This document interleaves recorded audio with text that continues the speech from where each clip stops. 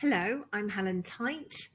This is Menopause Muse, and the subject we're talking today in this module is around stress, the stress response, and how we can find ways about reducing stress. So there's a little bit of homework for you to take away with you.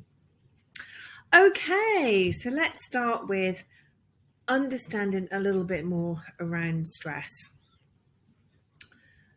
Firstly, we are designed to be stressed. Our body has one central nervous system, and within that system, we have two sides to it. One is called fight and flight, and the other is called rest and digest, also known as your sympathetic state and your parasympathetic state. I don't want to go too sciencey with this, but I just want you to understand that you can't have one without the other. It is all about balance, and having an understanding of what is going on around the stress in your life will help you make better decisions when you understand what's going on and how you can do things to maybe reduce stress or prevent things that are in your control. So let's have a little look at how stress presents itself and what's going on in the world today. So we're in 2022 at the time of recording, and we often talk about the stress response. So let's think, we've come out of a pandemic.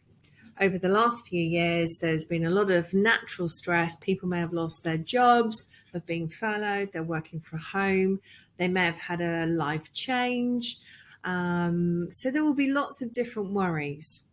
During that time, many are suffering with their health. Health is an ongoing thing. We all deal with the health spectrum, and there are times in our lives when maybe the health is part of our concern. So what happens is we've got these components of life, and they all literally just keep coming at you. It is all part of your life laundry. So we think about work, maybe there's stress at work. Here are some examples, maybe psychological stress, there's stress at home in the family. It might not be your own stress, but you're concerned about maybe your children or family and friends around you.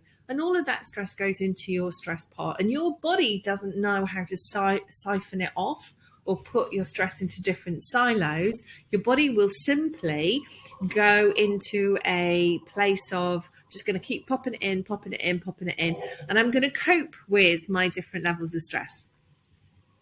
And it is the coping strategy that is the big part of this piece of work.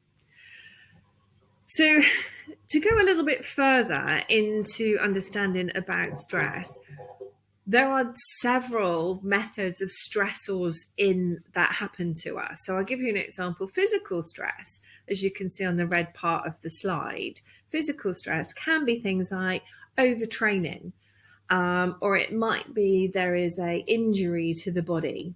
So your body is sending off signals to say that it is stressed and it's overdoing things and it needs to fix itself.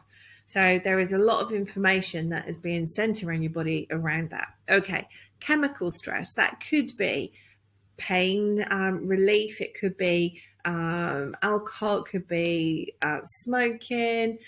Chemicals is also topical things that you put onto your body, the stuff we ingest. So chemicals can be lots of different things. It might be that you are on medication, and ultimately one of the side effects is to increase stress or increase your cortisol levels. So as we go into this, there's thermal, too hot, too cold.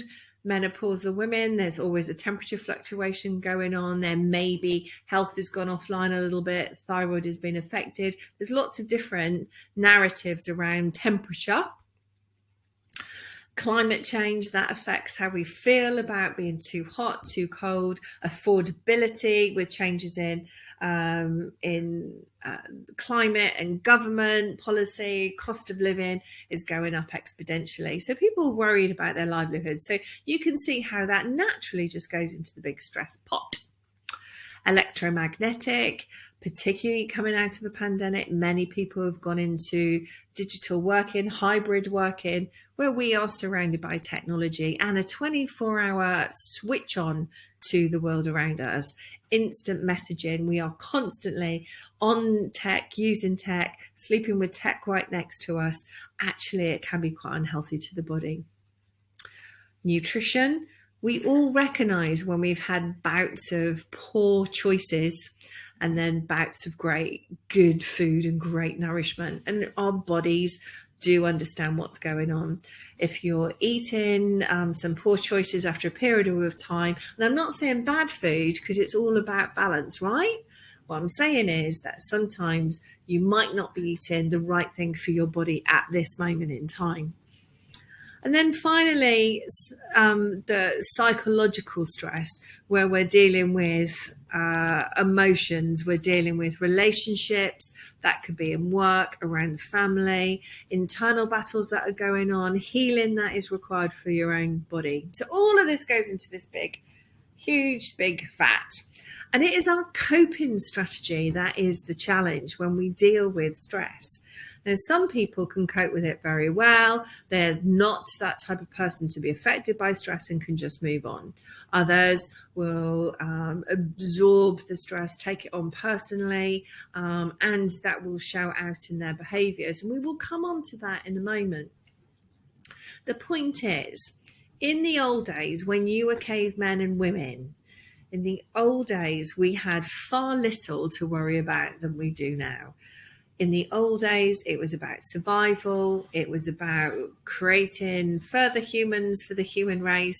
And it was about living another day, not planning, not thinking about the future. We weren't worried about bills, education, job security, house security. We didn't have to worry about any of that. So we simply had a very humble way of life, albeit quite stressful, because you never knew when you were going to eat next. It wasn't about money and economy. It was simply fight and flight, or rest and digest. Find something, hunt it, kill it, bring it back, eat it, rest, start again. That's how it was. But that's not today, is it? So some people, and we are very good at this, the British are very good at this. So, whenever there's a drama, it's tea, sit down, catch your breath. Even that language, sit down and catch your breath. Using breathing techniques can instantly reduce your stress levels. So we automatically do these things, but we don't really see that correspondence. We can't see the connection between being stressed and managing stress. Some people choose unhealthy coping mechanisms, such as too much alcohol, maybe bad habits with drugs and alcohol, could be gambling, addiction. So there's lots of things that people can do, which is part of their withdrawal from society. Focus on these things that if I'm in a rabbit hole, absorbed into this world that just takes the edge off my stressful world, then I'm in a happy place. But ultimately, that is not great for the body. The body will fight back to a point and then give up.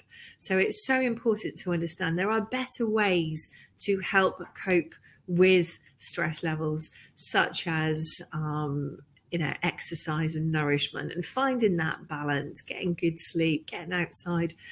And we recognize it's not for everyone, okay? So there's lots of ways you can find something that makes you happy. And it's about bringing back that joy of life. If we can engage with that sparkle, if we can find your joy of life, then hopefully we can work on reducing stress. Now we talk about stress, also known as life laundry.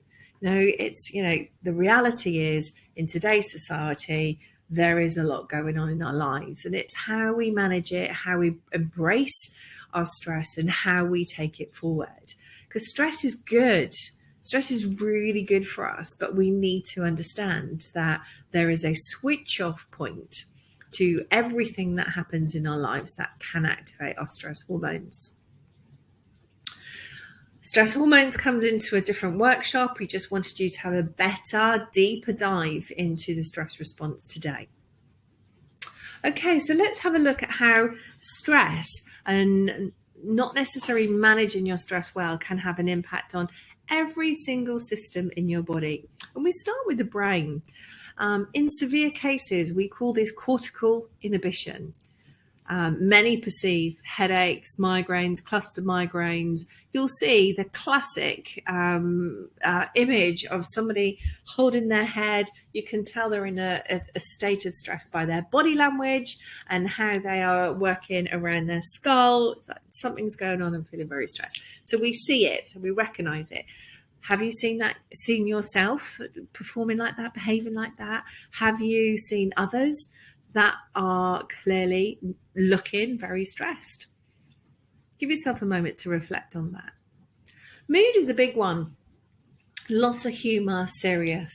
When people are these are just ideas. These are just ways to understand that not one size ever fits all. There's always one thing that will really dominate when we talk about health, chronic health disease, when we talk about stress management and coping strategies, particularly around midlife and life laundry. It might not be all of these. It might be one or two of these, and it might be on a sliding scale. It might be your stress levels correlate to maybe your menstrual cycles. So there's lots of ways, there's lots of ifs and buts. You can see why it's so difficult to always spot it, but use this time as I'm talking to think about how stress manifests with you. Okay, so mood. People often talk about loss of joy, loss of sparkle, and become quite serious. And that also looks like withdrawal for friendships and society. And sometimes we see that as a cry for help. Outside looking on, it's often seen as she doesn't want to be with us anymore. What's wrong with her? But actually what she's really saying is a cry for help. I need to reach out. And instead of reaching out, I'm shutting myself down. Just bear that in mind. Have you ever been in a situation where you've been so angry and so upset, so mad that your lips have stuck to your teeth and your tongue is really dry, and you've got a lump in your throat? That is all around high cortisol production in your body. Your adrenals are working really hard. You're in a high state of stress. This is full on fight flight mode. And that's your body's response would be to shut down your digestive system and go, stop.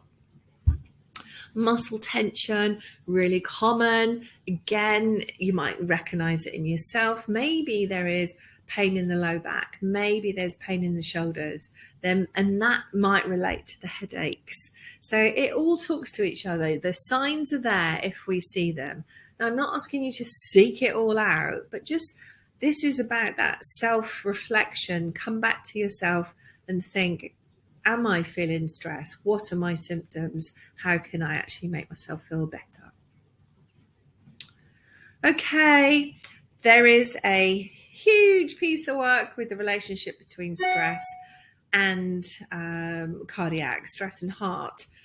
We see that in many films. An argument, somebody is really stressed, suddenly they're clutching their chest, and they're, your classic movie heart attack. But the reality is long-term stress does have a huge impact on your heart function, and it is something to be really mindful of, which is why so many people will talk about yoga and meditation and breathing. It's all ways to really slow down your pace, reduce your blood pressure, look at your heart rate, and that's why exercise is always part of the recommendations for stress management.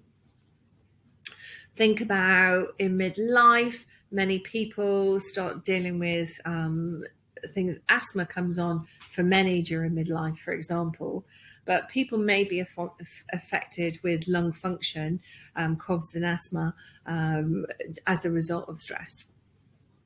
Stomach ulcers, indigestion, bowel function, abdominal pain, IBS, diarrhea, change of bowel patterns. So again, when we think about lifestyle cancers, there's a connection with bowel cancer.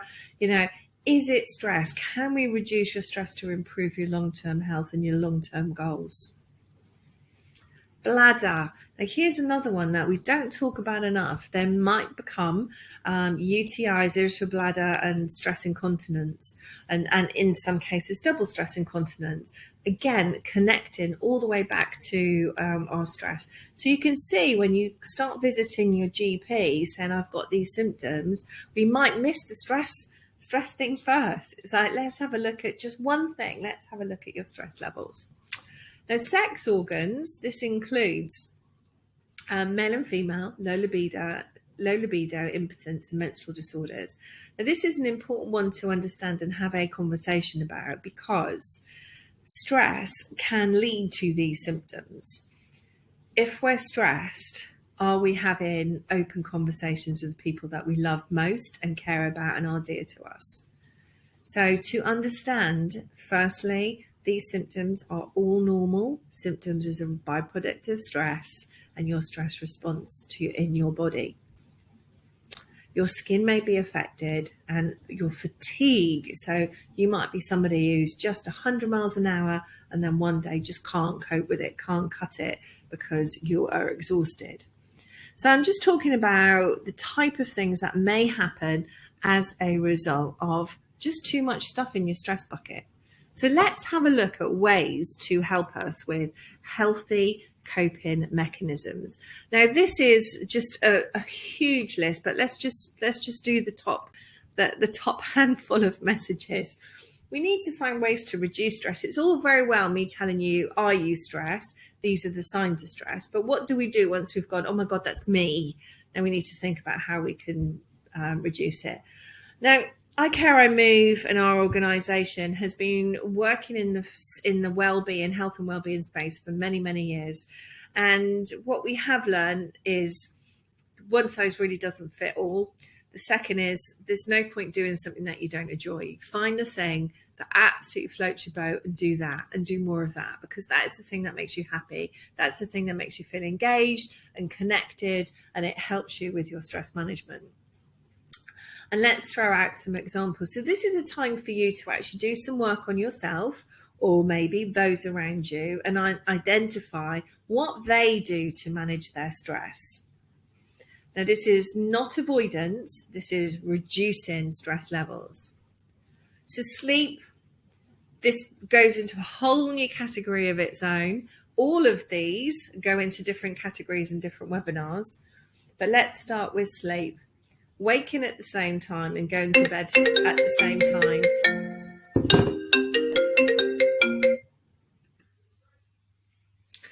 So we covered sleeping and consistency around sleep, which is really important. It's important because it doesn't throw us out of balance. Now, it's all very well and good me saying that, but if you're a shift worker, then that's not possible. But it is important to at least record the data, try and figure out a pattern. Is there a style that you're keeping to in terms of your sleep patterns? When we talk about relaxing, normally the response is, yes, I do relax, but engage in relaxation. What is it that makes you stop, take a breath and go, is it a view? Is it a walk? Is it sitting in your garden reading a book? What is it? Think about that. You need something that helps you to switch off. That is very, very important for your health and well-being. When we talk about exercise, undoubtedly exercise is up there. It produces great happy hormones. If you are inactive and thinking about exercise, it's a slog. But you know what? You'll get there, and it'll get to a point when you will love your exercise and you will enjoy it as part of your daily routine. But choose things that work for you and your body. Don't feel the need because something's fashionable or on trend, you need to do it. If you're not comfortable, it won't make you happy. So find things and just work on just moving into little areas, little step at a time, one day at a time, making small changes, and ultimately you'll make some great gains. Everyone talks about yoga. For me, this sits in the same repertoire: yoga, mindfulness, bar, Pilates, yoga meditation, do things that make you hold your body and lengthen and strengthen your body in a slow pace to start with, and then learn to grow from there. There's so many different types of yoga. Just start with very simple. It's not about how bendy you are. It's about really listening to what your body's telling you. Making better choices around food and nourishment. Make one change. So eat veg, or take decaf, or drop dairy, whatever it is that you feel is relevant to you. So this is not about being prescriptive. It's finding the things that bring you joy. And actually, over a period of time, will build into bringing you joy. Finding new hobbies. Now, we've seen such a huge rise of the sea swimmers for those who are coastal or open water swimming. It's become such a great thing, not so much the exercise, but all around the mental wellness. And the community spirit that comes with it. No one cares about what you look like. No one cares about how big or small you are. It's about showing up and being present with others who are in a similar position to yourself. Find a hobby. So hobbies are great. So I obviously talk about sea swimming a lot in our podcast, but finding things that make you happy, crochet, knitting, drumming, whatever it is, do it and do more of it. If it gives you joy and puts a smile back on your face, let's do that. And remember, it's always good to take a break.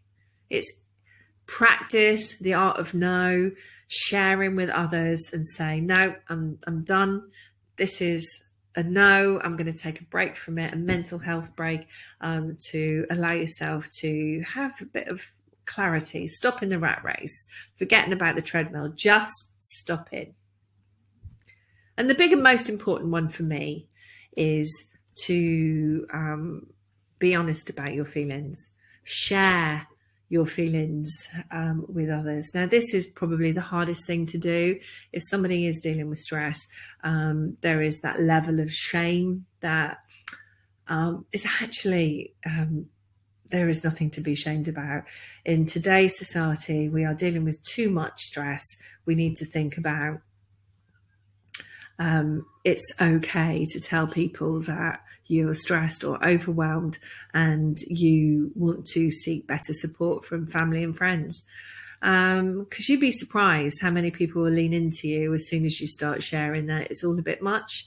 And you might actually find that a conversation might make a difference.